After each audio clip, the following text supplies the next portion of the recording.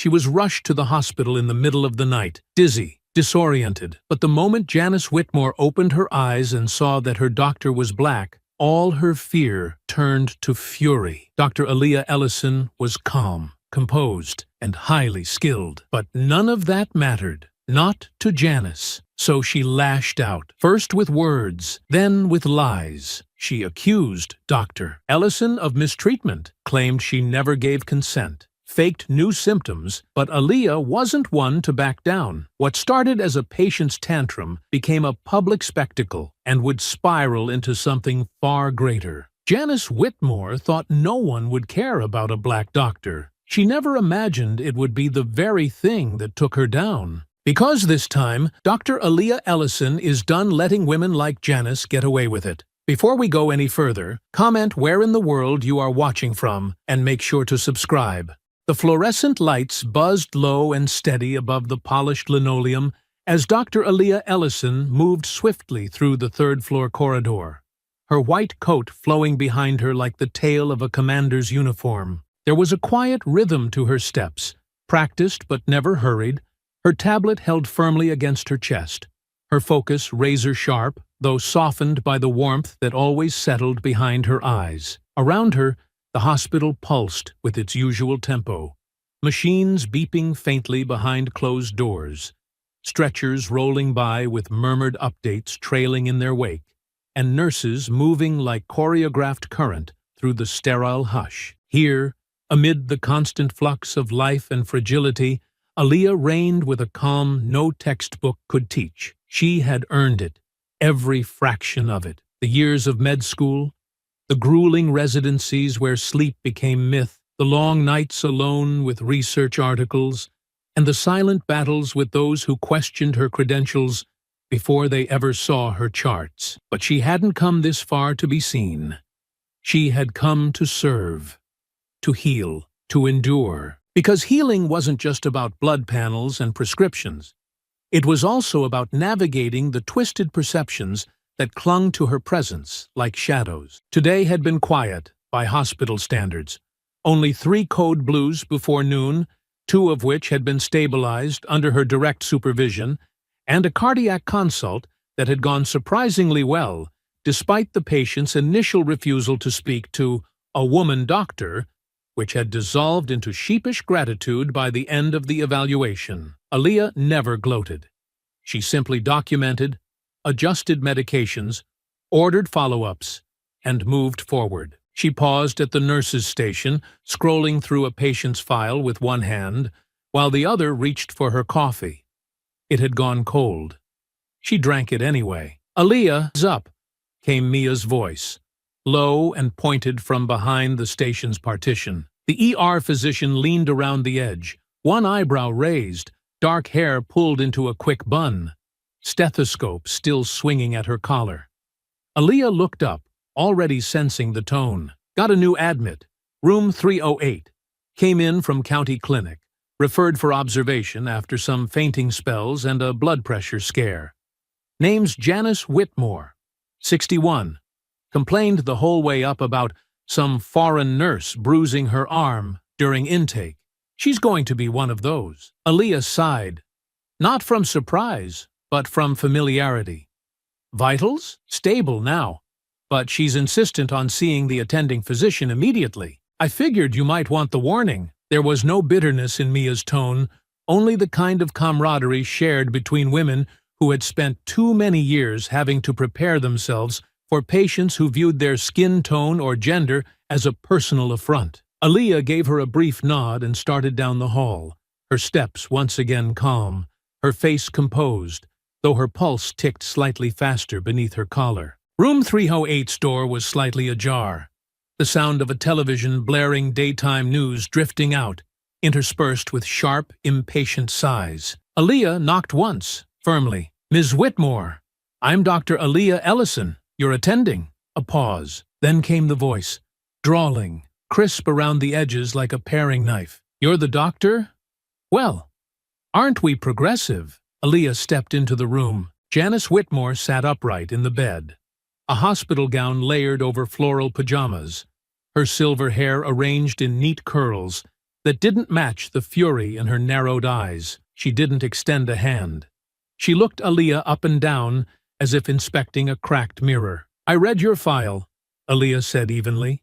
"You've had some recent dizziness, elevated pressure, and a history of cardiac arrhythmia. I'd like to run a few more tests and—" "You'd like to experiment, I'm sure," Janice snapped, lips pursed in disgust. "I know what this is. They're just trying to shove me off to someone different so I don't make a fuss.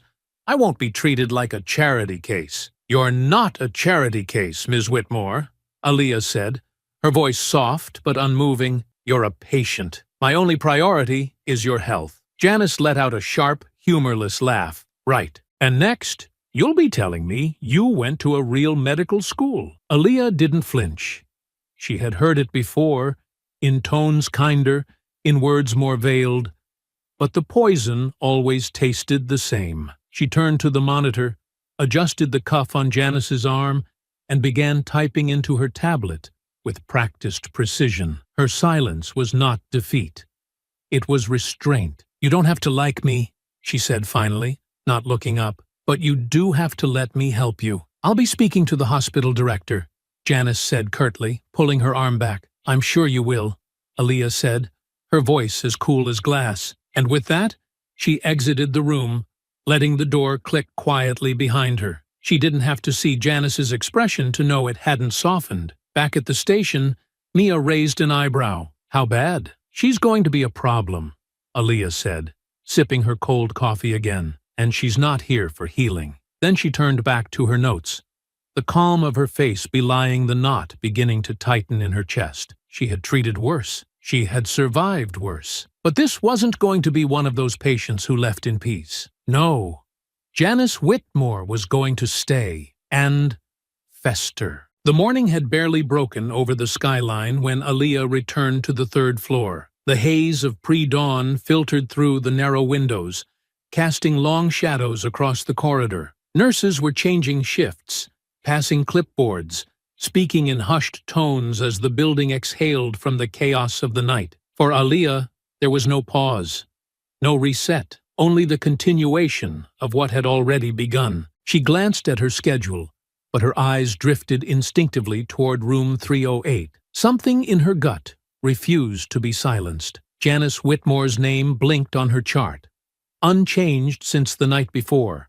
But Aaliyah had learned long ago that the worst turns came quietly, without warning, wrapped in the illusion of stability. When she stepped through the door, she found the air in the room wrong. Janice's skin, pale before, now looked waxy and sallow. The bravado from the day before had vanished, replaced by a confused, unfocused gaze. Her breaths were shallow, uneven, and her fingers gripped the sheet tightly, as though she were trying to hold herself to the bed. "Aaliyah to room 308, code yellow. Possible cardiac instability," she said into her radio before stepping fully inside. Janice blinked slowly, recognition flickering but dim. Something's not right," she whispered, her voice thinner than paper. "I'm here," Aaliyah said, already moving to check the monitor. The vitals confirmed her instinct, heart rate erratic, oxygen saturation dipping into dangerous territory. She gently guided Janice into position, checked her pulse, and tapped her name into the bedside panel to initiate the emergency protocol. Within seconds, a nurse arrived with the crash cart. "She's destabilizing," Aaliyah said calmly, her mind already arranging the steps like a chessboard. "We're prepping for atropine and bolus 4. Set up the ECG leads. Let's confirm arrhythmia and rule out stroke." As she worked, her voice remained steady, but her hands moved faster than the eye could follow.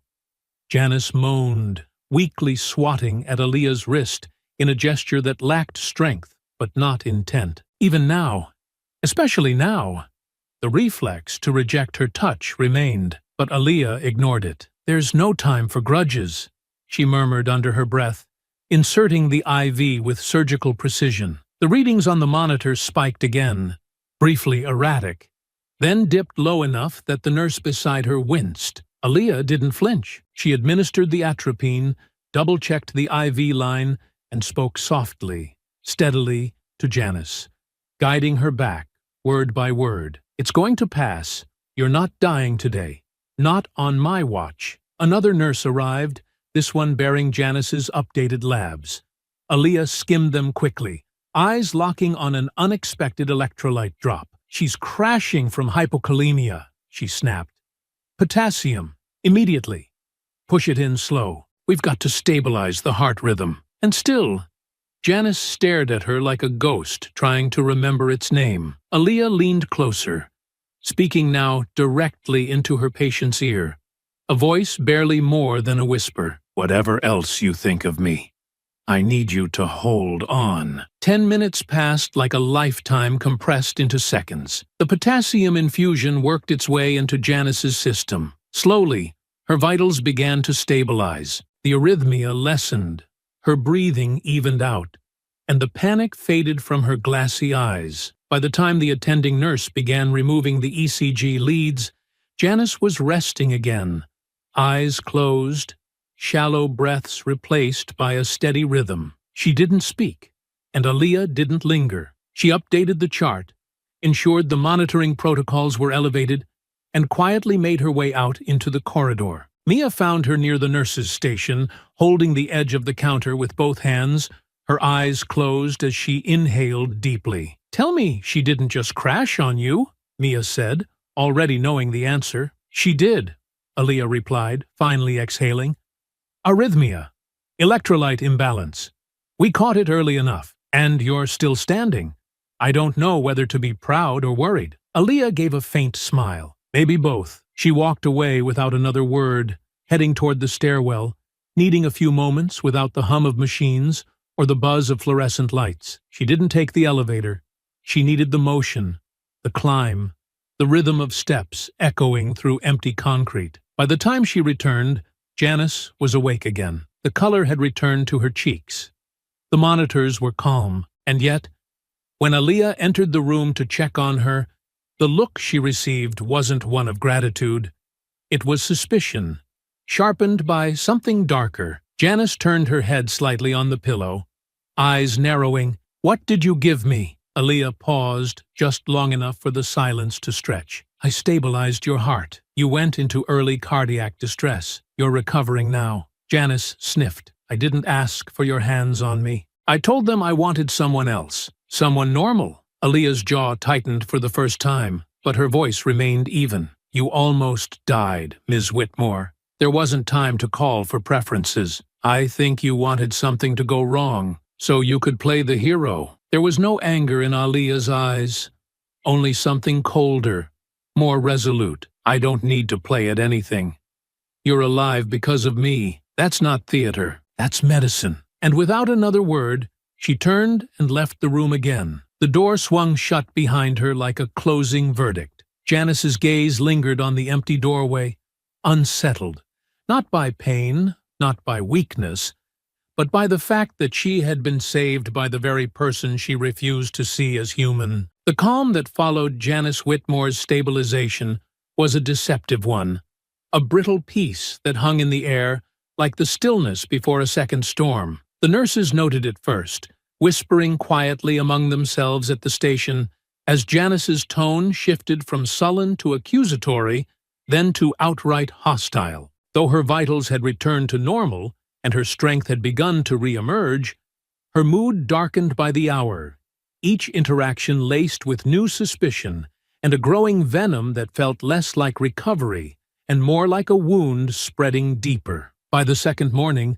Aaliyah approached room 308 with the weight of something unspoken pressing against her chest. The day's rounds had already brought her through a cluster of new patients, each grateful, each handled with clinical precision, and a touch of calm reassurance that had become her quiet signature.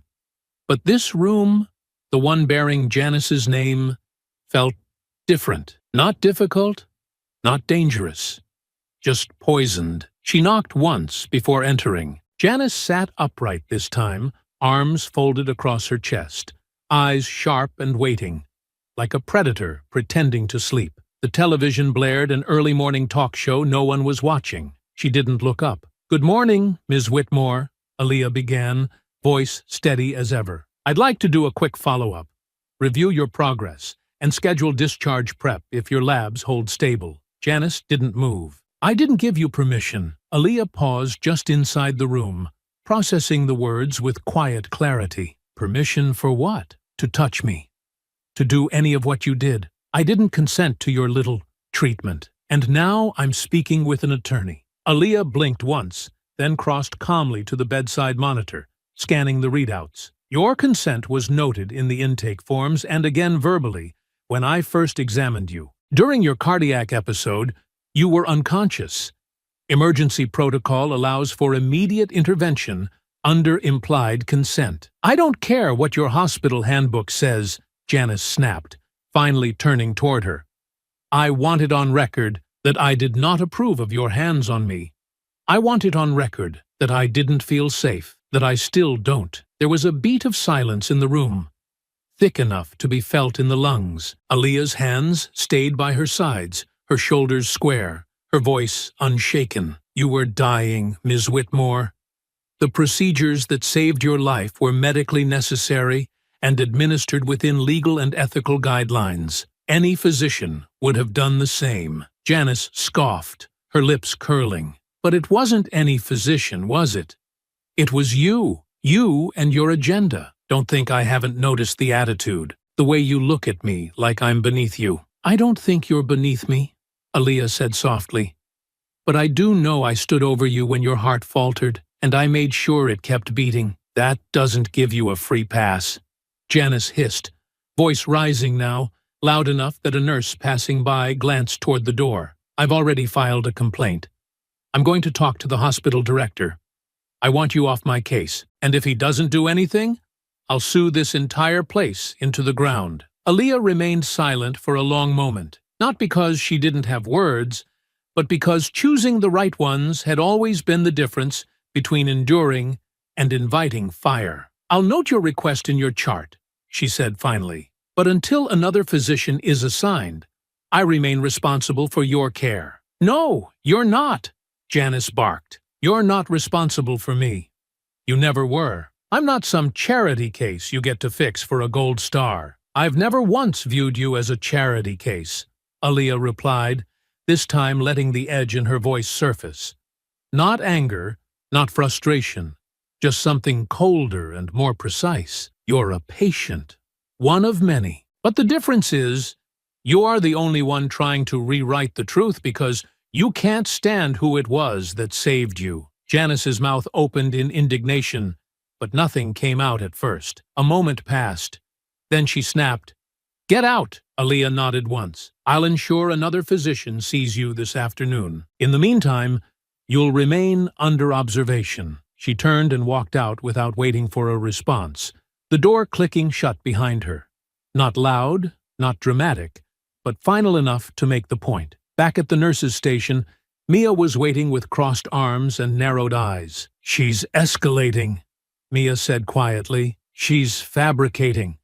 Aaliyah answered, "I just read the complaint she sent to admin. She said you were forceful, that you ignored her objections, that you physically restrained her." Aaliyah let out a slow breath, the kind that seemed to leak from somewhere deeper than her lungs. "And the hospital will have to log it, conduct a review, go through the motions." Mia stepped closer, dropping her voice. "You're not going to say anything? Fight it?" Aaliyah didn't answer right away. Her fingers tapped lightly against the tablet in her hand. Her eyes were distant, but not detached. Focused, calculating. "She wants me rattled," she said finally. "Wants to provoke a reaction. And if I give her one, I lose ground. I lose control. You think staying silent will help? I think staying calm will help me see the pattern." Mia studied her a moment longer, then nodded. "Well, just know I've got eyes on her room now. If she pulls anything else, she won't do it unobserved." "Thank you," Aaliyah said quietly, then turned back to her patient queue. But even as she moved forward, there was a shift in her bearing. Not defeat, not retreat, but preparation, a tightening of posture, a steel setting in the spine. Janice Whitmore had started something more dangerous than she realized, and Aaliyah was no longer just a physician. She was a witness. The next morning came with a cold stillness, the kind that sank beneath the skin before the sun had time to soften its grip. The hospital floor stirred awake with the usual rhythm. Nurses whispering shift changes, trays clattering down polished hallways, the dull hum of monitors never truly silent. But room 308 had become a storm cell waiting to erupt, and everyone who passed it could feel the air charged with tension. Dr. Nia Brooks reviewed the chart carefully before entering, her expression unreadable behind the horn-rimmed glasses perched low on her nose. She was tall, poised, her presence quiet but unmistakable. Aaliyah had spoken with her earlier that morning. Brief, clinical, to the point. Nia had nodded once, took the file without flinching, and said nothing more than, "Let's see what she does when the problem isn't the person, but the truth." She stepped into room 308, just as the nurse finished checking the IV line. Janice was sitting upright, wrapped in a shawl over her gown, arms folded tight like she'd been bracing herself for a challenge. The moment her eyes landed on Nia's dark skin, her entire posture stiffened, her expression shifting into something half horrified, half outraged. "You've got to be kidding me!" she snapped before Nia could speak. "Another one?" Nia didn't react. She calmly walked to the foot of the bed, chart in hand, voice even. "Good morning, Ms. Whitmore. I'm Dr. Brooks. I'll be overseeing your case now." "I asked to be assigned a new doctor," Janice barked. "I meant a real doctor, not some diversity hire they pulled off a brochure." Nia's gaze didn't flicker. "I completed my residency at Johns Hopkins, graduated at the top of my class, and have 12 years of clinical experience in internal medicine. I am exactly the doctor you need." "You're exactly the reason people don't trust hospitals anymore," Janice hissed. "You're all the same. Cold, arrogant, thinking we can't see through you." Nia didn't blink. "We're following the appropriate clinical protocol for your discharge, Ms. Whitmore. Your labs have stabilized. You're no longer symptomatic. And your cardiac rhythm has been regular for over 24 hours. You're being cleared to leave today." "I'm not going anywhere," Janice said sharply, gripping the bed rails. "Not until I've spoken to the hospital director. Not until this whole circus is addressed properly. First, I'm assaulted, then I'm lied to, and now you're telling me I have to leave? That's convenient. Refusal to comply with discharge without medical cause can result in administrative removal," Nia said calmly. "And since I know you've read every policy they've handed you, I'm sure you're aware of that clause." Janice's face flushed deep red. "I don't care what your policy says. I'm not leaving." By the time Nia returned to the nurse's station, Officer Mark Ridley had already been paged. He arrived within minutes, tall, broad-shouldered, quietly authoritative, with the look of someone who'd seen every variety of human behavior and had long since stopped being surprised. He listened as Nia and the head nurse explained the situation, then reviewed the file himself, flipping through notes with practiced patience. "She's fully stabilized?" he asked without looking up. Nia nodded. "No reason to keep her. She's refusing discharge purely out of spite, possibly to build some kind of paper trail for a legal complaint." Ridley closed the chart, handed it back to the nurse, and pulled out a small black folder from his belt. "I'll give her the courtesy of a verbal request. After that, we follow protocol." When Ridley stepped into the room, Janice didn't look afraid. She looked triumphant. "Took you long enough," she said sharply. "Maybe someone around here still knows what authority looks like?" Ridley didn't return the tone. His voice was calm, procedural. "Ms. Whitmore, per hospital policy and medical authority, you've been discharged. I'm here to escort you to the front lobby, where transport can be arranged, or where you may call for your own. We need the bed, and you're no longer under active care." "I'm not going," she said, tone sharpening. "If you remain non-compliant," he continued evenly, "we will initiate removal under Code Gray Protocol, which allows for non-medical ejection of patients, creating administrative obstruction. You'll still be free to file any formal complaints through hospital legal, but you cannot remain in this facility without a medical need." Janice's face twisted, not in fear, but in bitter frustration. The outburst came next, exactly as Aaliyah had predicted it would. A burst of yelling, accusations hurled at no one in particular, hands waving as though trying to summon sympathy from the fluorescent-lit walls. The noise brought nurses from down the hall. A few visitors nearby paused, startled by the commotion. Aaliyah, standing just out of sight beyond the station, heard every word. She didn't move, didn't approach. She didn't need to. Her absence was louder than her presence would have been. In the end, Janice allowed herself to be escorted out under protest, muttering threats about lawsuits, discrimination, and the media.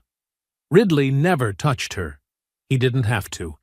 He simply walked with her, a quiet wall of unbending authority that refused to argue or rise to bait. Once they reached the front lobby, he watched her vanish through the glass doors with the same impassive gaze he used for cardiac alarms and administrative lockdowns. Back upstairs, Nia looked at Aaliyah from across the nurses' station and gave a single nod. "She's gone," she said. Aaliyah returned it. Not for long, and both of them knew, even without saying more, that this wasn't over. Janice hadn't left defeated.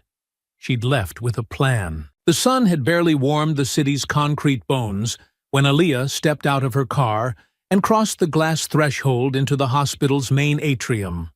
Her white coat hung from one arm, tablet tucked close, stethoscope curled neatly into the crook of her elbow. The lobby hummed with its usual dissonant rhythm. Volunteers rolling carts of tea and magazines, patients pacing nervously near the front desk, and nurses weaving through conversations with quiet urgency. It should have been an ordinary morning. But the voice that broke through the din was anything but. "I want the hospital director out here, now! This is outrageous! I have rights." The moment Aaliyah heard her, before she even saw her, her steps slowed, her breath cooling behind her lips like steel drawn in anticipation. And then, through the crowd gathering near the information desk, she saw her. Janice Whitmore stood squarely in the middle of the lobby like a protester on a pulpit, clutching a thick manila folder in one hand and a large handbag in the other. Her hair was styled differently now, more deliberately curled, more presentable, as though she had prepared for an audience. She wore a clean sweater, polished shoes, and a look that balanced indignation with theatrical righteousness. The security officer on duty was already trying to de-escalate, but Janice's voice cut through his words like a blade through soft cloth. "I was manhandled out of my room like some criminal," she bellowed. "I have proof, right here. This hospital endangered my life, and I'll take this as far as I have to. Channel 4 already has my statement." Aaliyah felt Mia step beside her, silent for a beat. "She's really back," she said flatly. "Less than 24 hours later," Aaliyah murmured. "Didn't even try to disguise it as coincidence." Mia's voice dropped a notch. "She's not here to complain. She's here to provoke. You know that, right?" "I do," Aaliyah said, her fingers tightening on her tablet, though her face betrayed nothing. "I also know I'm not going to hide." And with that, she stepped forward, weaving calmly through the onlookers until the crowd gave way to the center of the commotion. Janice turned the moment she saw her, her face twisted into a mask of rage and self-satisfaction, as though the villain she had rehearsed against had finally arrived on cue. "Well, look who it is," she said, loud enough for everyone nearby to hear. "The so-called doctor who nearly killed me, and thinks she can get away with it." Aaliyah remained where she stood, perfectly still. Her voice, when it came, was smooth and measured. "Ms. Whitmore, this is a public area. If you have a formal complaint, it can be filed through the hospital's legal office. But you are no longer a patient here, and your presence is disrupting operations." Janice laughed, sharp and bitter. "Disrupting? You assaulted me under the pretense of care, then threw me out when I started asking questions. And now you want me to just walk away?" "No one assaulted you," Aaliyah replied, her voice cutting clean through the noise. "Your condition was treated in accordance with medical protocol. Your refusal to leave after discharge violated hospital policy. You were removed under those terms. There is documentation for all of it. You're lying, Janice hissed, her words no longer theatrical. Now they were trembling with something hotter, something more dangerous. You think just because you hide behind a white coat and big words, people don't see what you really are? The silence that fell between them was instant and heavy. The crowd frozen in the moment. Aaliyah didn't respond. Not immediately. She stood, tall and composed, letting Janice's words settle under the weight of their own ugliness. I see exactly who you are, Janice whispered, just loud enough for only Aaliyah to hear. And I'm going to ruin you. Then, before anyone could move, before the security officer to her left could react, Janice stepped forward and swung the heavy manila folder, its edge sharp with clipped corners, directly across Aaliyah's face. The blow wasn't hard enough to knock her off balance, but the suddenness, the open malice behind it, sent a collective gasp through the lobby. Papers spilled to the ground like scattered debris, and Aaliyah took one small step back, her hand instinctively lifting to her cheek where the folder had landed. She didn't flinch. She didn't raise her voice, but the silence she left in her wake was louder than anything Janice had shouted that morning. Officer Ridley arrived within seconds, parting the crowd like a blade through cloth. He took in the scene with one glance. Janice, breathing heavily, face flushed with adrenaline, and Aaliyah, unmoved but clearly struck. "Ma'am," he said, stepping between them, "place your bag on the floor and keep your hands where I can see them." "What?" "She attacked me. I was defending myself. I watched the whole thing," said the security officer who had first tried to calm her. "You hit her." Ridley didn't blink. "Assault of a medical professional on hospital property is a criminal offense. You'll need to come with me." Janice sputtered, caught between denial and outrage. "I will not. I'm the victim here. I'm calling my attorney. This is a setup." She twisted toward the crowd, desperate for support.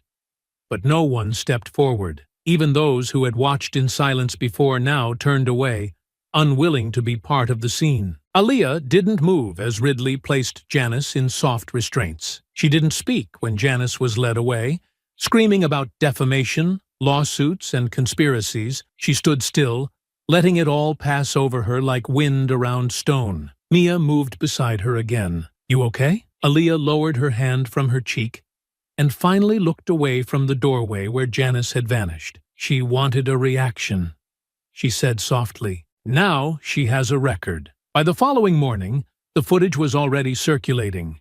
Grainy cell phone video captured from the lobby, showing Janice Whitmore mid-tirade, papers flying, her hand swinging toward a calm, motionless figure in a white coat. The clip was short, no more than 20 seconds, and while it confirmed the assault clearly to those who understood context, it wasn't the full story. It never was. Online, the narrative was already spiraling. Headlines danced across screens. "Elderly woman claims abuse by doctor. Hospital tight-lipped amid investigation. Viral lobby incident sparks. Outrage. Was this assault or self-defense?" The comments were worse. Half of them screaming for Aaliyah's license to be revoked. The other half mocking Janice's breakdown, framing it as performance theater. But very few cared for nuance. The truth was not trending. At the hospital, a different silence had taken hold. Heavier, more calculated, the kind that filled meeting rooms with carefully chosen language and eyes that didn't quite meet hers anymore. That morning, Aaliyah had been called in not for a debrief, not to document the assault, not even to ask if she was physically okay, but to receive a memo from HR with the carefully sanitized headline, "Administrative Leave Pending Internal Review." Mia had slammed the door behind them once they left the office. "They're afraid of bad press. That's all this is. Cowards. They're protecting the hospital's image," Aaliyah replied quietly, sliding the memo into her bag without reading it a second time. "And they think neutrality is the safest bet." "This isn't neutrality," Mia snapped. "This is abandonment." Aaliyah didn't argue.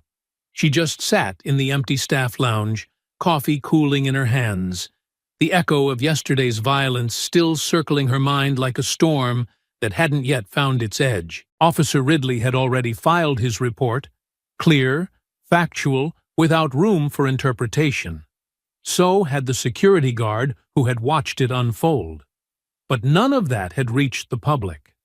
The hospital hadn't released a statement, and Director Crane, who had once shaken her hand in front of donors and smiled for photo ops, hadn't said a single word since the incident. That evening, Aaliyah sat alone in her apartment, the city lights blinking across the window pane, her television muted, the headlines crawling across the bottom of the screen in bold white letters. She didn't need to hear them.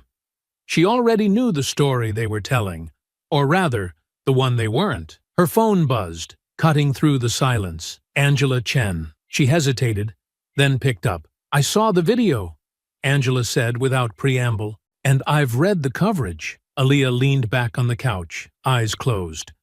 "They've already written the ending. Only if you let them," Angela said calmly. "Are you pressing charges?" "I filed the report. I gave the statement.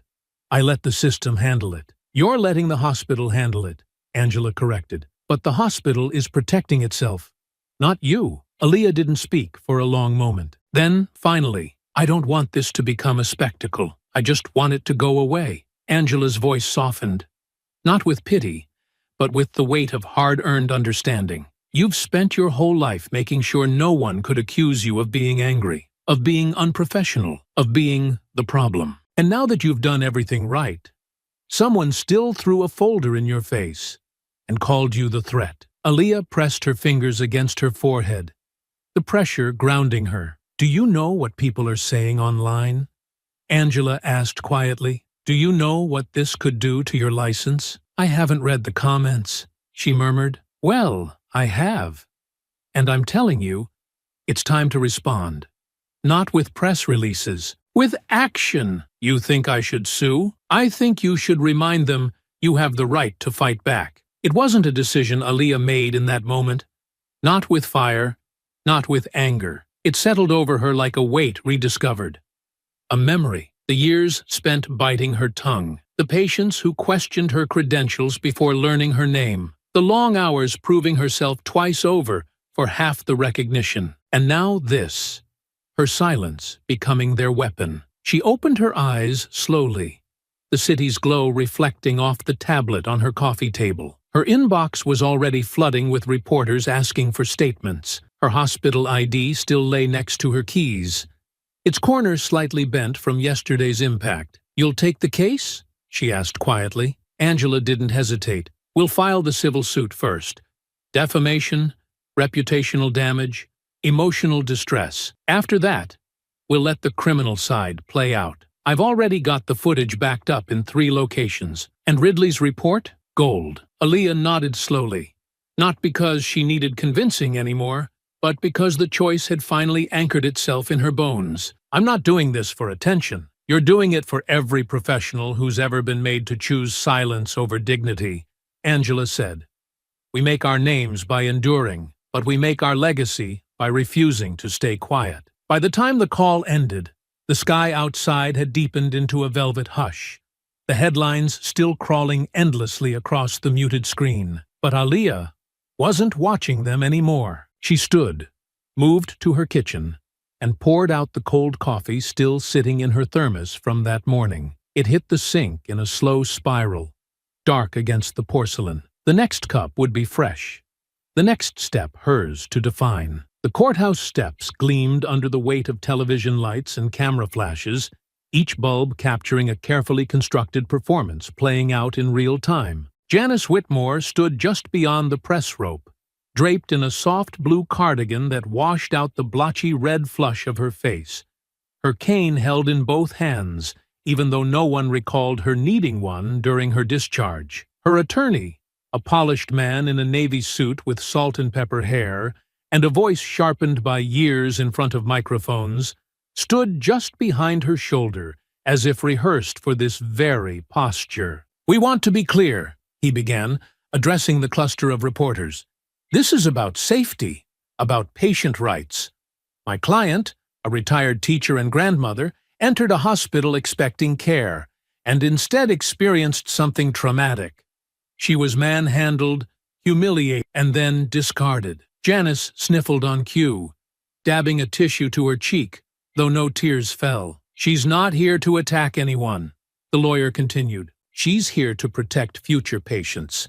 This is bigger than one incident. It's about accountability." The doctor in question remains silent.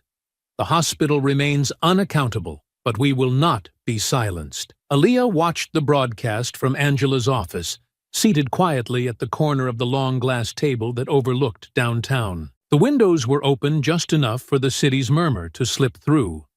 A dull rhythm of distant horns and footsteps, as though the world were carrying on beneath the drama that had threatened to consume hers. Angela stood beside the screen, arms folded, eyes narrowed, not with frustration, but with calculation. "They've got media consultants, 2, maybe 3, she murmured. "Every soundbite is designed to provoke sympathy. Teacher, grandmother, even the sweater is a strategy. Pastel colors test better with conservative audiences.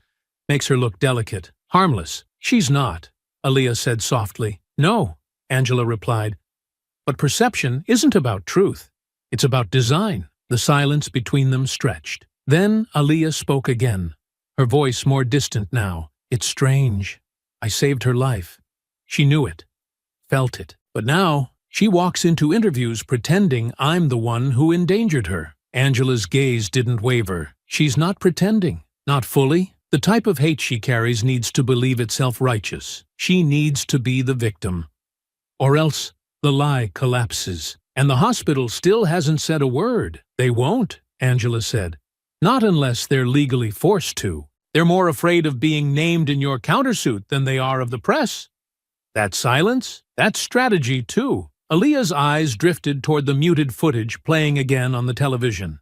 This time, a panel of pundits dissecting the incident without context, debating everything from professionalism to hospital bias to the troubling optics of physician conduct. None of them were doctors. None of them had read a chart, but all of them had opinions. "I was calm," Aaliyah said, "every second of that day. I followed protocol. I documented everything. She refused discharge. She struck me. There were witnesses." Angela nodded. "And now it's time to use every one of those facts." She turned and opened a case folder on the table, sliding forward a still frame pulled from the hospital's security footage. Janice, mid-swing, arm blurred in motion. The timestamp burned clear in the corner. "We'll submit this, along with Ridley's incident report, his body cam audio, and the security guard's written statement. But more importantly, I've subpoenaed all her prior hospital records." Angela flipped to another section of the file and tapped her finger on a page. This isn't her first complaint.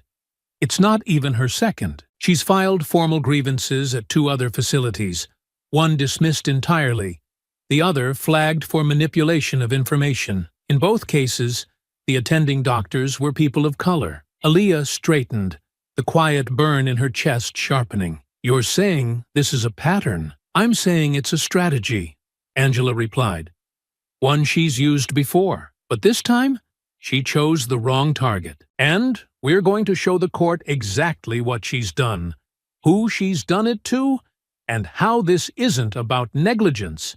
It's about narrative." The fire in Aaliyah's chest settled into something steadier, still burning, but clean, focused. Angela closed the file and looked her square in the eye. "We're not just going to defend you.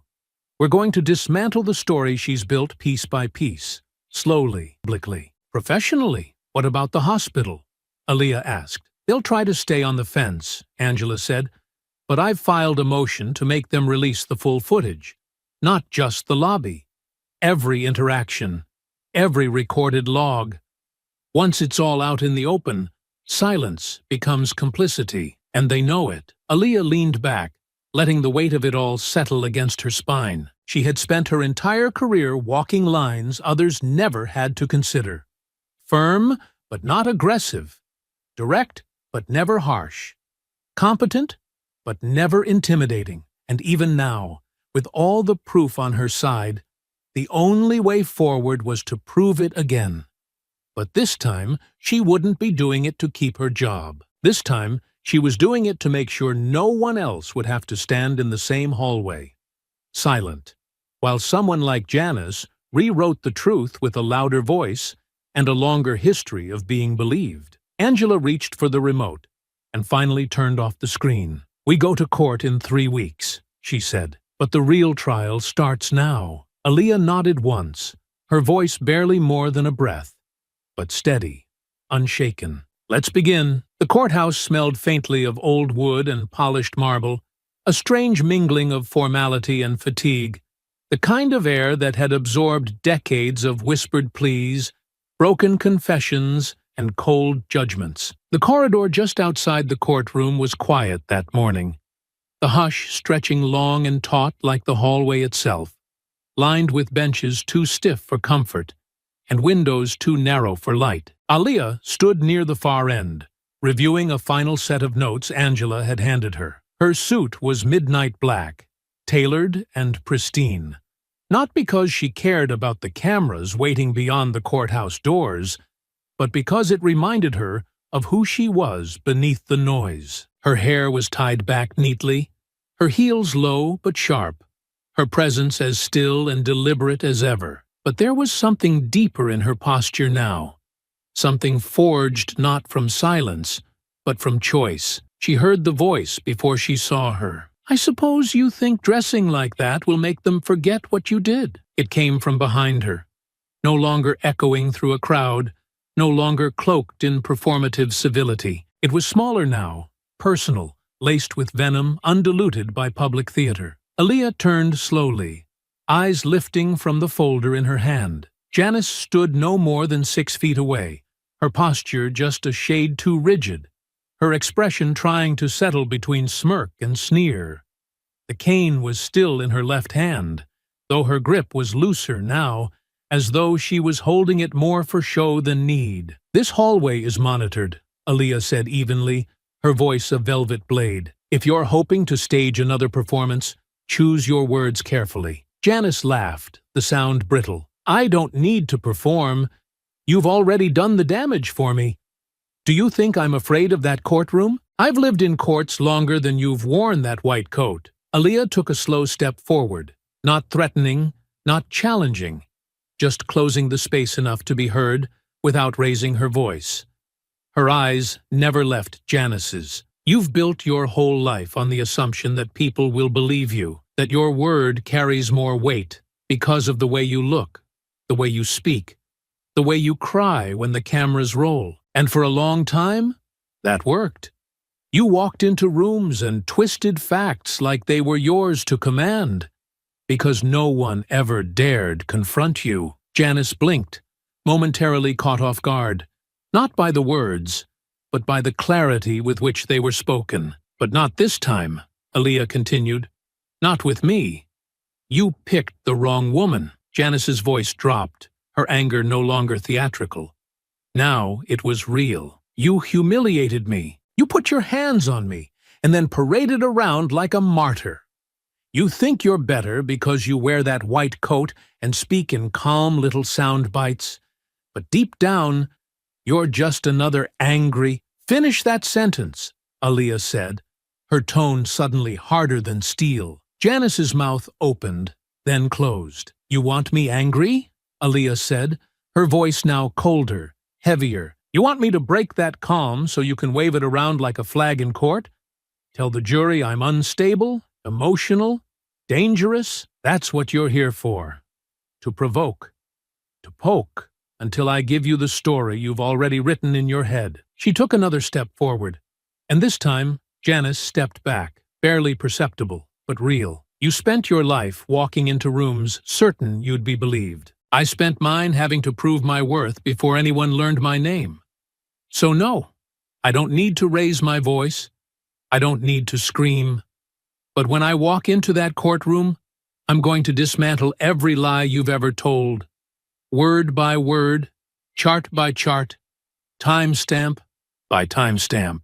Janice's grip on her cane tightened. "You won't win," she said, But the words lacked certainty now. People like me don't lose to people like you. Aaliyah tilted her head, the calm returning, but now sharpened, honed into something that cut deeper than anger ever could. You've already lost, she said softly, because you don't even know what you're fighting for anymore. You think this is about pride, about some imagined injustice, but it's not. It's about truth, and the truth doesn't need to shout. Footsteps echoed from down the corridor. Angela's heels, unhurried but approaching. Janice glanced toward the sound, then back at Aaliyah. I hope you're ready to be humiliated in front of the entire courtroom, she snapped. I've been humiliated, Aaliyah said. By systems, by patience, by silence.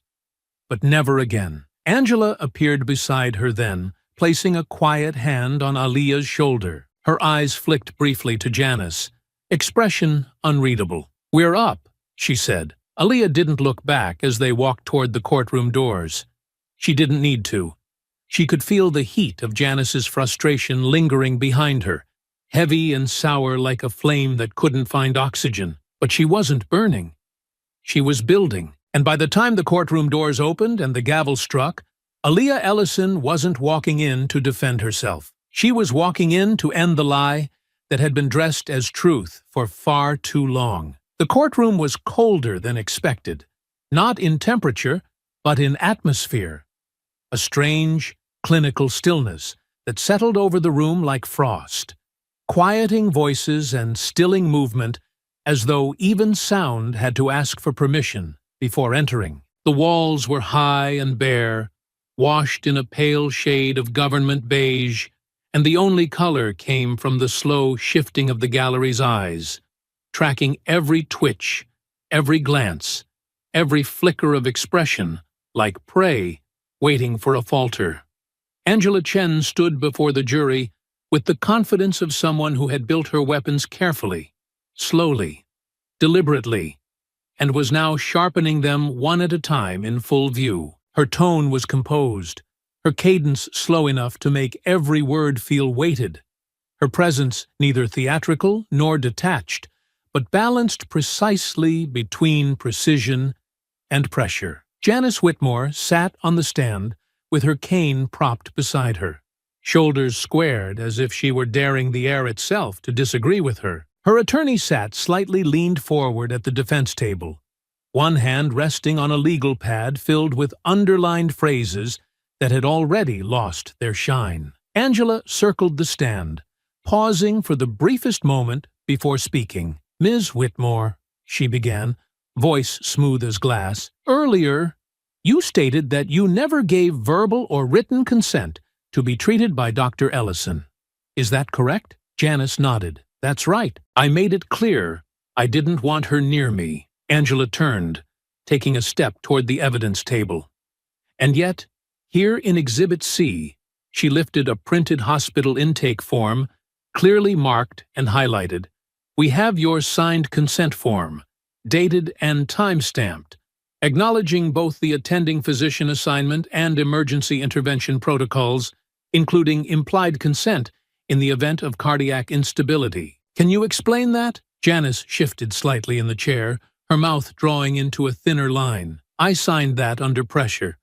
I didn't read every word. They rushed me. So, to clarify, Angela said, holding the form lightly between her fingers, you claim that despite signing a document in 3 separate locations, one of which includes your initials next to a paragraph explaining emergency treatment policies, you didn't understand what you were agreeing to. I didn't trust her, Janice snapped. I knew something was wrong the moment I saw her. Angela's expression remained unreadable. So, it wasn't the policy you disagreed with. It was the physician. She didn't treat me with respect. Even though she saved your life? Angela's tone didn't rise. It didn't need to. Janice opened her mouth, but the words hesitated. Her lawyer objected. Something about tone, about badgering, but the judge waved it off gently, noting that the witness had invited the line of questioning. Angela returned the paper to the evidence table, but her next move was slower, more deliberate. She lifted a tablet from her briefcase, swiped across the screen, and turned toward the court. We'd like to enter into evidence a series of statements from two separate medical facilities in the surrounding county, where Miss Whitmore filed formal grievances against Black and Latino physicians over the past 5 years, both of which were dismissed after full internal investigations concluded no wrongdoing. Your Honor, these records were obtained through subpoena and have been verified by counsel. We believe they demonstrate a pattern. Janice's expression faltered, not collapsed, not shattered, but the veneer cracked just enough for the courtroom to feel it. Her hands tensed in her lap, one thumb pressing hard against the knuckle of the other. Angela continued, voice still level. Each complaint followed the same structure. Accusations of rough treatment, emotional distress, allegations of being manhandled. The same phrases appear repeatedly, almost word for word. Despite the complaints spanning different hospitals and entirely separate teams of physicians, Janice turned to the judge. That's not fair. That has nothing to do with this case. Angela met her gaze now, not from malice or triumph, but from purpose. It has everything to do with this case. Because the truth isn't in one incident. It's in the repetition. In the assumption that every person who doesn't match your idea of a proper physician is a threat to be documented, discredited, and destroyed. Before Janice could respond, Angela turned back to the judge. And finally, Your Honor, we have a witness who has requested to testify anonymously for fear of retaliation.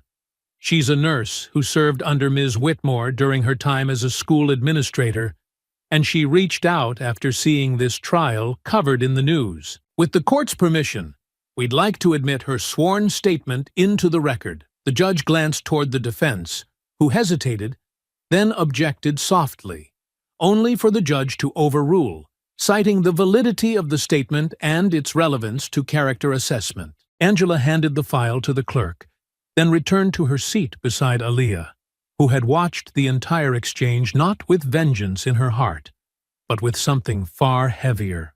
Clarity. She's unraveling, Angela said beneath her breath. You feel it? Aaliyah nodded slowly. I feel it, but it's not enough. Not yet, Angela agreed. But it will be, because the truth doesn't need to hit hard. It just needs to keep hitting. Across the room, Janice sat frozen in her chair, her shoulders not quite as square, her eyes not quite as defiant. For the first time, she didn't look like a woman in control of the room. She looked like someone trying to remember how to lie without shaking. And outside the courtroom, more voices were beginning to stir. Nurses who had worked quietly under threat of complaint, physicians who had tolerated abuse in silence, people who had waited too long for someone to go first. And now that someone had, by the third day of testimony, the courtroom had shifted. Not outwardly.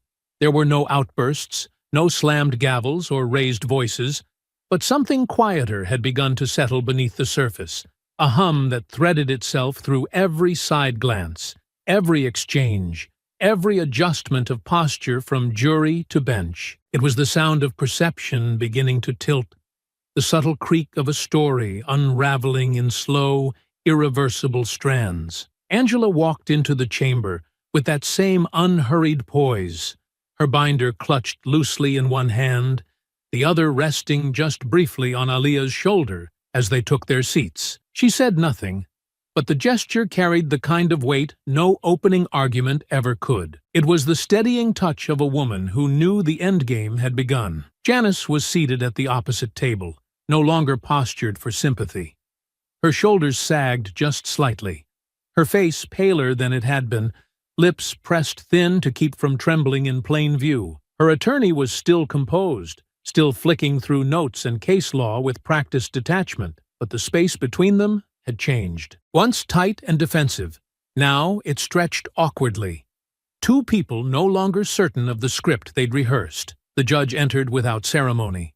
The court resumed. Angela rose. The prosecution calls Officer Mark Ridley to the stand. There was a faint stir as Ridley stepped forward, the steady rhythm of his shoes echoing softly along the polished floor. He moved like a man unbothered by spectacle, guided only by duty, and when he sat, his presence grounded the room in something solid, the The oath was administered.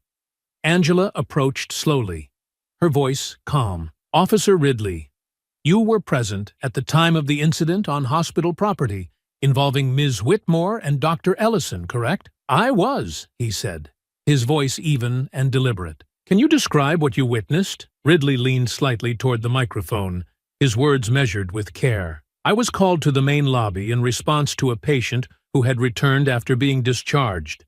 When I arrived, Ms. Whitmore was in a verbal confrontation with Dr. Ellison.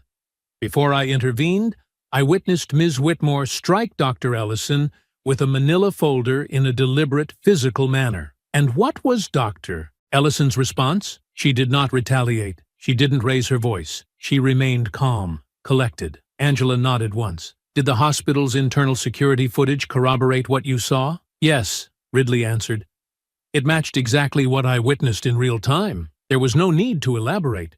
The jury had already seen the footage." Angela simply allowed the weight of the officer's steady testimony to linger in the air like a closing door. She thanked him and turned to the judge. "Your Honor, at this time, I would like to enter into evidence a statement from an attending nurse present during Ms. Whitmore's initial outburst during her stay. With the court's permission, we've secured live testimony from this witness today." The judge gave a nod, and a soft stir rose from the gallery as a young woman stepped through the side door. Her uniform was crisp but modest, her hair pulled back, hands clutching a printed statement that trembled faintly as she moved. Her name was Mariah Gaines, a third-year RN, and one of the nurses who had attended to Janice during her stay. Under oath, her voice was quiet, but clear. "I was the nurse assigned to Ms. Whitmore on the second night of her stay," she began, eyes occasionally flicking toward Aaliyah, as though drawing strength from her presence. "I witnessed repeated hostility toward Dr. Ellison. Ms. Whitmore referred to her with inappropriate language. She would become agitated whenever Dr. Ellison entered the room, often exaggerating symptoms or feigning distress." Angela approached slowly. "Did you ever witness anything that suggested Dr. Ellison had mistreated Ms. Whitmore?" Mariah shook her head. "Never. Dr. Ellison was calm, patient, professional, even when Ms. Whitmore called her names, even when she accused her of things that clearly weren't true." "Why didn't you come forward sooner?" Angela asked gently. "Because I was scared," Mariah admitted. "I'm new.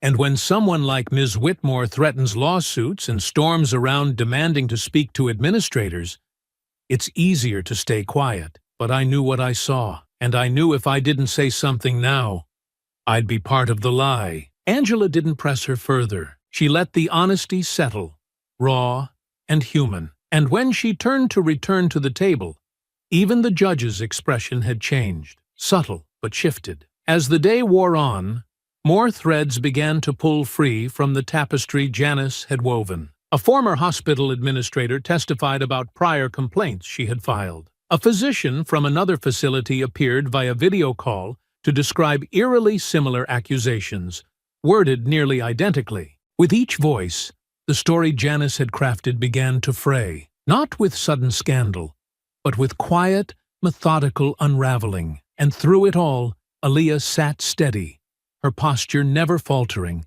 her hands folded neatly in her lap, her gaze fixed forward, not on Janice, not even on the jury, but on the idea that after everything, the truth was still pushing forward, foot by foot, word by word. During recess, she stepped into the empty hallway just outside the chamber, the silence welcome after hours of scrutiny. Angela joined her, arms crossed loosely, face unreadable. "She's going to break," Angela said quietly.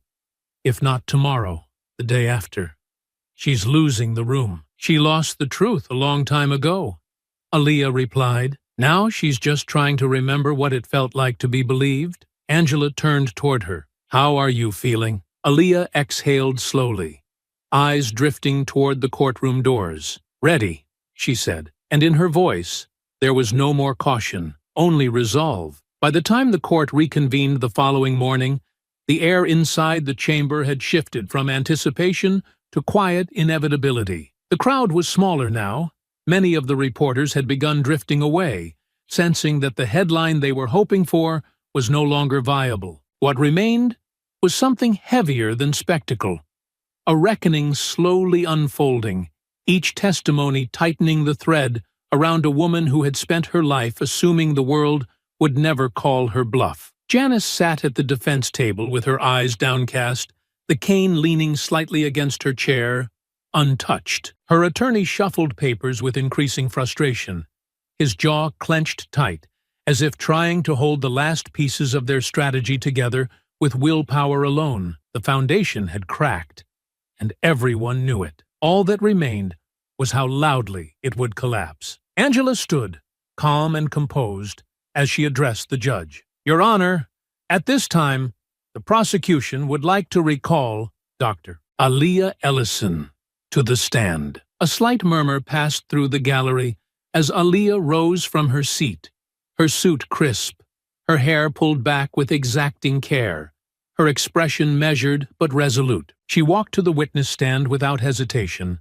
placed her hand on the oath with the quiet gravity of someone who had waited her entire life to speak, not just on her own behalf, but for everyone who had ever swallowed their truth to keep the peace. Angela stepped forward. "Dr. Ellison," she began, "let's return briefly to the morning of the incident. When Mrs. Whitmore returned to the hospital lobby after her discharge, what was your first reaction upon seeing her?" Aaliyah held the silence for just a breath before answering. "I wasn't surprised. I knew she wasn't finished." "And why is that?" "Because people like Ms. Whitmore don't walk away quietly when the world doesn't bend to their version of it," she said softly. "She wanted control over me, over the narrative, over what people would believe. And when she couldn't get it through the hospital system, she came back looking for confrontation." Angela nodded. "Did you provoke her?" "No." "Did you raise your voice? Threaten her?" "No." "Did you strike her?" "Never." Angela turned slightly toward the jury, letting the simplicity of the exchange settle before continuing. "When Ms. Whitmore struck you, you remained silent. Why?" Aaliyah's eyes met hers without hesitation. "Because that moment wasn't about retaliation. It was about exposure. Every person watching that lobby saw the truth she was trying to bury. If I had reacted, it would have confirmed every stereotype she came there to ignite. Instead, I let her speak her own truth. And it was louder than anything I could have said." There was a pause, not for drama, but because the weight of the words demanded space to land. Angela turned to the judge. "Your Honor, we request the opportunity to present final visual evidence." A security audio clip recorded by Officer Ridley's body camera during the lobby altercation. The judge gave a short nod. "Proceed." The clip played overhead, projected for both jury and gallery. It was short, no more than 30 seconds, but it captured Janice's voice crystal clear, laced with venom. "You people think you can get away with anything just because they let you wear a white coat." Then the sharp crack of the folder, the audible gasp of the crowd, the calm voice of Ridley stepping in. As the final second played, silence took hold again. But this time, it was not the silence of ambiguity. It was clarity, undeniable, and final. Angela faced the jury one last time. "You've seen the footage. You've read the reports. You've heard the witnesses, both from this hospital and others. Ms. Whitmore's story relies on outrage, not fact, on performance, not truth. And Dr. Ellison, through it all, remained composed, professional, and restrained. She has not asked for sympathy. She has asked only for the right to protect her name, her career, and her dignity." She stepped back to her seat without flourish, letting the silence stretch again, letting the weight of evidence do what theatrics never could. The judge turned toward the defense table. "Would the defense like to call a rebuttal witness or proceed to closing?" Janice's attorney stood but did not move. He turned slightly toward his client as if waiting for something, but no words came from Janice. She sat frozen, her hand loosely resting on the cane, her face vacant.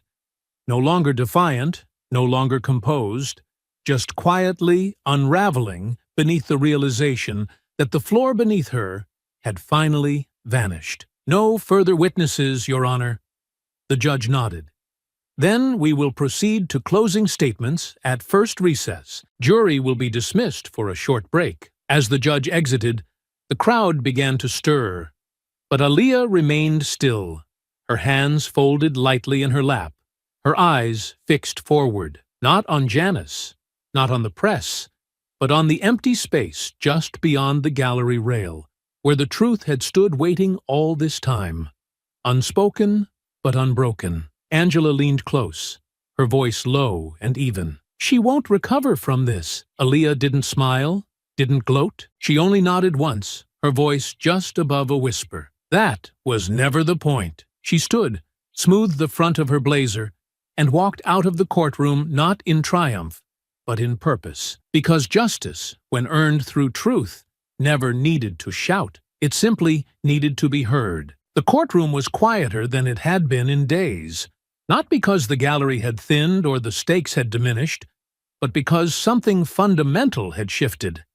It was no longer about accusation or defense. It was about consequence, about the words that had been spoken, the evidence laid bare, the lives tilted by the slow, deliberate gravity of truth refusing to be buried. It was about consequence, about the words that had been spoken, the evidence laid bare, the lives tilted by the slow, deliberate gravity of truth refusing to be buried. The gallery leaned forward not with curiosity, but reverence, as though everyone now understood the weight of what was unfolding, and knew better than to interrupt it. Janice sat at the defense table with her eyes fixed on a distant point no one else could see, her hands resting in her lap, motionless. The cane had slipped from her grasp hours earlier and now lay against the chair beside her, forgotten. Her attorney glanced toward her occasionally, as if trying to signal something, a final rebuttal, a last-ditch appeal, but there was no response. She had receded into herself, her expression no longer defiant, but hollow, as though the foundation she had built her entire identity upon had finally given way beneath her feet. Aaliyah sat with the same stillness she had carried since the beginning, her posture poised, her expression neutral, but inside she could feel the storm pressing in on every side. Not panic, not fear, but something older, heavier, the ache of a life lived carefully, precisely, deliberately, and now laid bare before strangers who held her future in the space between a breath and a sentence. The judge gave a short nod, and Angela rose. "Ladies and gentlemen of the jury," she began, her voice slow and composed, "you've spent the past several days hearing testimony, reviewing evidence, and listening to the voices of both the accuser and the accused. You've seen the footage, you've heard the witnesses, and now you are tasked not only with deciding guilt, but with something much greater, whether facts still matter in the face of assumption, whether dignity still has a place when pitted against performance." She stepped closer to the jury box, not with drama, but with purpose. This case isn't about a single incident. It's about a pattern where a woman, confident, qualified, and calm, was targeted not for what she did, but for who she is. A woman who saved a life only to be accused of abuse. A woman who remained professional in the face of slurs and threats, only to be labeled dangerous. A woman who endured an assault, only to be told she must have provoked it. Angela paused, letting the silence land like a stone dropped in still water. And on the other side, a woman who has used this system before, who has weaponized fear and bias to silence those who challenged her comfort.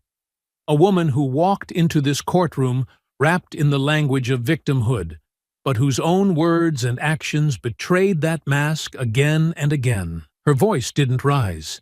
It didn't tremble. It simply continued. You don't have to choose between two extremes. This is not a matter of good versus evil. This is a matter of truth versus fabrication, dignity versus manipulation, justice versus noise. She turned slightly, her eyes now on Aaliyah, just for a moment. And at the heart of it all is Dr. Aaliyah Ellison, a physician, a woman, a human being who did her job, who stayed silent, until silence became complicity. Angela returned to her seat, and the room seemed to exhale. There was no applause, no whispers, only the quiet tension of a chamber filled with people who had been given more than arguments. They had been given clarity. The defense declined closing remarks. The judge gave the final instructions. The jury exited. And then time fractured into stillness. Hours passed. Though they didn't feel like hours, they passed like breaths held too long, like pressure building beneath skin, like a heartbeat waiting for the pause between contractions. Aaliyah remained in her seat through most of it, her hands folded in her lap, her thoughts drifting not to the courtroom, but to the hospital, to the patients she hadn't seen in weeks, the staff who had sent quiet messages of support, the echo of the corridor where it had all begun. She thought of her parents, of her first white coat, still hanging in the back of her closet, sleeves too short now, but memories still sharp. She thought of the first time a patient asked if she was really the doctor, the first time she was mistaken for a nurse, then for a janitor, the first time she realized she would need to carry twice the proof to be seen as half as credible. And then the bailiff's voice cut through it all. Jury has reached a verdict. The courtroom filled again. The judge returned. The jury filed in with deliberate steps, their faces unreadable. Aaliyah didn't look at them. She didn't look at Janice. She looked straight ahead, eyes focused on nothing and everything at once. The foreperson stood. In the matter of Whitmore versus Ellison, we, the jury, find in favor of the defendant. A heartbeat. Then another. In the matter of the countersuit, Ellison versus Whitmore, we find in favor of the plaintiff. Damages to be awarded as determined by the court. No cheers, no cries, just silence. And then a slow turning of heads toward Aaliyah, who had not moved, had not blinked, had not changed her expression. Because winning, for her, had never been about applause. It had been about breathing again.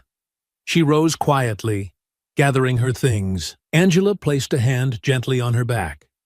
A few reporters stood, as if unsure whether to approach. Janice remained in her seat, unmoving, as though even she understood that the room no longer belonged to her. Aaliyah walked toward the exit without looking back. Because the story, at last, was no longer hers to survive. It was hers to own. The courthouse steps gleamed under the soft afternoon sun, the warmth of the light unable to fully mute the cold history of the day behind them. The crowd outside had thinned considerably. No more camera flashes, no press scrambling for angles, no voices shouting over one another to capture scandal. The verdict had already passed like a storm, and those who came chasing headlines had moved on, disinterested in aftermaths that couldn't be molded into clickbait. But Aaliyah didn't care for the silence. She welcomed it. She stood just beyond the granite archway, her blazer slung over one arm, her heels firm on the stone beneath her feet. The breeze teased the hem of her dress, the city moving around her as if she had never been the center of its attention, as if everything were returning, slowly, to normal. But she knew better. Nothing would be normal again. Not in the way it had been. And that, she had decided, was exactly how it needed to be. Angela had lingered inside, gathering the final paperwork, with the efficiency of someone who had done this 100 times before. But Aaliyah had stepped away early, needing air, needing the sky, needing the open space to stretch inside herself and feel what justice actually tasted like when it finally arrived. She didn't expect to see Janice, but there she was, stepping through the heavy courthouse doors with her attorney flanking one side and a paralegal grasping her bag on the other, moving like someone who no longer understood how the world could keep turning without first asking her permission. Janice paused the moment her eyes landed on Aaliyah. Her steps halted. Her expression twisted. not with confusion or pain, but with raw, pulsing hatred. The calm, tear-stained victim who had stood behind microphones days earlier was gone now. Her mask stripped away by verdict and evidence, her entitlement bleeding through every gesture like ink spreading beneath cracked glass. Her lawyer said something under his breath, urgent, warning, but Janice no longer seemed interested in listening. She took a single step forward, then another, her hands rising slightly as though words alone couldn't carry the venom she needed to release. The motion was abrupt, almost reckless, and her attorney's hand snapped out to catch her wrist. "Do not!" he hissed, low but audible. The paralegal moved in, gripping her other arm. Janice's mouth opened, a sharp intake of breath bursting out like the start of a scream. But no full words followed, just a choked, garbled noise, all fury and impotence, the final sputtering of someone who had spent her life cloaked in consequence-free rage and had finally, irrevocably, found its limits. Aaliyah didn't flinch. She didn't move. She stood still as a statue carved from quiet triumph, her eyes locked on the woman whose lies had threatened to end everything she had built. There was no sympathy in her gaze, no sorrow, no pity, only a steady, unblinking calm that burned hotter than any shouted insult ever could. Janice lunged again, barely a half step, but was immediately pulled back, both her arms now restrained by the hands of the men beside her. Her voice finally rose, cracked and shrill and trembling. "You don't deserve this, any of this. You think you've won? You think this makes you better?" Aaliyah's lips curved, slowly, faintly. A smile so subtle it didn't reach her eyes, but carried enough meaning to silence the entire street if anyone had been listening. "No," she said, her voice smooth and unhurried. "I don't think I'm better. I just think you finally got seen for what you are." Janice let out a sound, part snarl, part broken laugh, but it held no power now, no sting. Her voice was spent, her energy drained, her body pulled back by those who knew better than to let her spiral again in front of cameras that might still be watching from nearby windows. Aaliyah didn't raise her voice, didn't step forward. She simply tilted her head slightly, her smile remaining in place. Controlled, knowing, precise. "You should be grateful," she continued, quieter now, as if the words weren't meant for the lawyers or the crowd or even the city behind them. "Because I could have torn you apart in that courtroom, but I didn't need to. I let your own words do it for me." Janice's breath was heaving now, her chest rising and falling too quickly for someone who had pretended fragility so convincingly only days before. Her eyes were wide, wild, as if seeing for the first time that control had slipped from her fingers and would never return. And Aaliyah, still motionless, still poised, took one step closer. Not aggressive, not threatening, just enough to force Janice to look up into her eyes and see what real power looked like when it came wrapped in dignity. "You spent your whole life thinking people like me were supposed to shrink when you spoke," she said softly, "but I don't shrink. I remember, and I build." Janice turned away with a violent jerk, shoving past her handlers, muttering curses that quickly became unintelligible noise swallowed by traffic and distance. Her exit was not a retreat, but a slow unraveling, a final vanishing act from a stage where no one applauded her anymore. Aaliyah stood still for a long moment, letting the silence stretch again, letting the breeze press gently against her skin. And then, finally, she allowed herself the full smile she had denied until now. Slow, knowing, earned, because justice, in its truest form, doesn't need a stage. It only needs a witness. The hospital lobby looked almost exactly the same as the day she left it. Sunlight streaming in through tall windows, the scent of antiseptic lingering beneath the faint aroma of burnt coffee, and the low, constant murmur of movement that never truly ceased. Nurses moved through the space with practiced grace. Receptionists tapped away at keyboards behind tall counters, and the rhythm of life, of healing, beat steadily through the walls once more. But for Aaliyah Ellison, everything had changed. She stood near the automatic doors for a moment longer than necessary, her coat folded neatly over her arm, her badge clipped once more to the collar of her blouse, and a silence beneath her ribs that felt less like uncertainty now and more like clarity. She wasn't afraid to be here. Not anymore. There was no weight pressing against her chest, no voice whispering that she didn't belong, no shadow of doubt trailing her through the hallways. This time, she had walked through the front doors not because she had to, but because she chose to. And that choice mattered more than anything. Mia spotted her first. She came from around the corner, clipboard in hand, the edge of a smirk already forming before she spoke. "Look who finally decided to return to the scene of the crime." Aaliyah smiled, her shoulders relaxing the rest of the way. "Scene of the justice, you mean?" Mia stepped closer, pulling her into a quick, fierce hug. Damn right. They stood there for a beat, the embrace brief but anchoring, before Mia pulled back and looked her over. "You good?" "I'm better than good," Aaliyah said.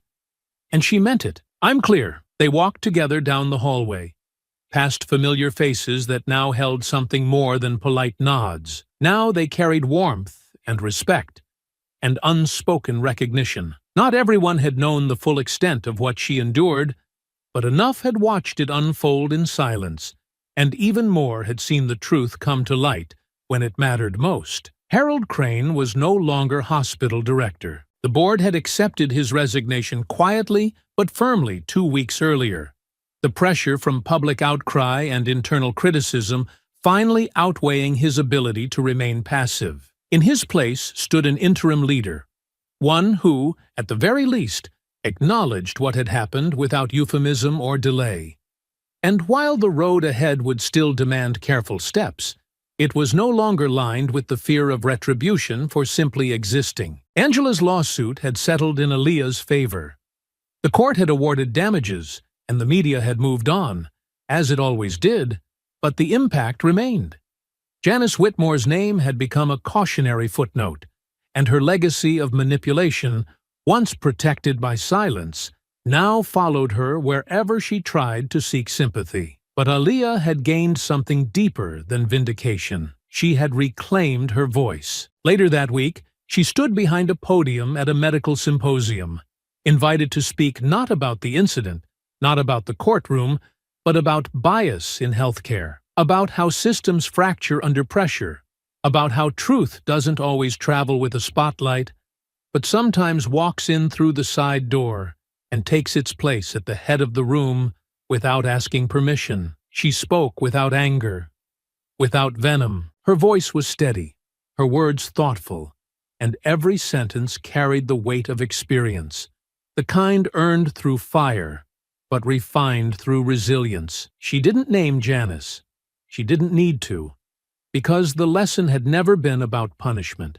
It had always been about precedent. After the symposium, she returned to her office, smaller than she remembered, filled with patient charts and framed diplomas, and a quiet that no longer echoed as loneliness. A new resident had left her a note on the desk. "Thank you for staying. You made room for all of us." She sat for a moment, holding the paper between her fingers, eyes drifting toward the window, where the city pulsed outside in slow, unbothered rhythm. She didn't cry. She didn't exhale with dramatic closure. She simply nodded to herself, folded the note carefully, and placed it in the drawer with her badge, her credentials, and a copy of the verdict now framed on the wall. Not to boast, but to remind, not of victory, but of truth. There would always be another Janice, another challenge, another shadow trying to rewrite her worth in whispers. But now, she had the language, the record, the precedent, and she would never again hesitate to use it. She stood, straightened her coat, and walked toward the door, back into the corridor where it had all begun. And this time, no one looked past her. Everyone stepped aside. I hope you enjoyed that story. Please share it with your friends, and subscribe so that you do not miss out on the next one. In the meantime, I have handpicked 2 stories for you that I think you will enjoy. Have a great day.